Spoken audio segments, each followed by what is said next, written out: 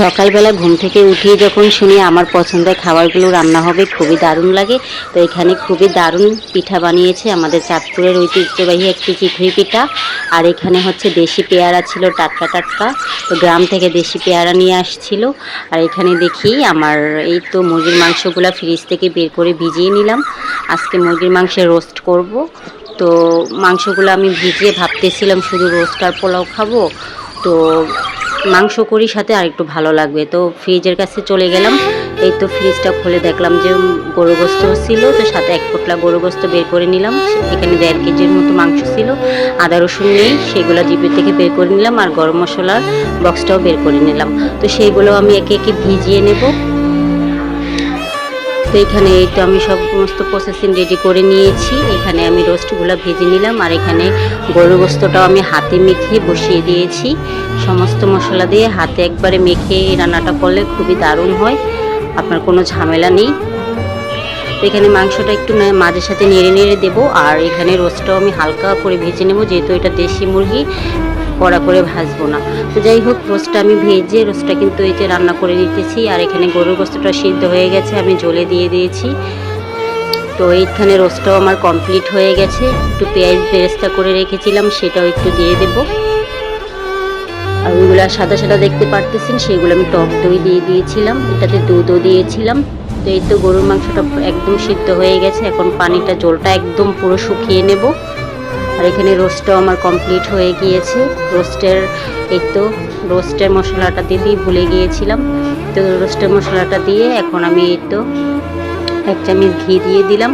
আর রোস্টটা ভাজার সময় আমি 1 চামচ ঘি দিয়ে দিই তেলের ভিতরে, যাতে গ্রানটা খুবই দারুণ আসে, স্মেলটাও সুন্দর, স্মেলটা খুবই সুন্দর হয়, খেতেও ভালো লাগে। এখানে তো রোস্টটা কমপ্লিট হয়ে গেছে। আর এখানে গরু গোস্তটার ঝোলটাও একদম মাখো মাখো হয়ে আসছে। তো গরু মাংস বোনা আর রোস্টটাও কিন্তু হয়ে গেছে।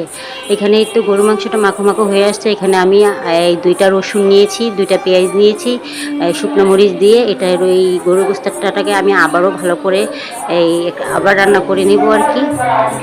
তো এই তো গরু মাংসটা আমি আবার বাগার দিয়ে দিলাম, একদম কালো কালো ভুনার মতো হয়ে যাবে, খেতেও দারুণ লাগবে। তো সাথে একটু পেঁয়াজ বেরেস্তা করে দিয়ে দিলাম, কালারটাও সুন্দর হবে, খেতেও মজা লাগবে। এই তো মাংসটা কিন্তু প্রায় কমপ্লিট হয়ে গিয়েছে। সাথে 2-3টা কাঁচা লঙ্কাও দিয়ে দিয়েছিলাম, স্মেলটা ভালো আসে। তো রান্না করতে করতে খুবই ক্লান্ত হয়ে গেলাম।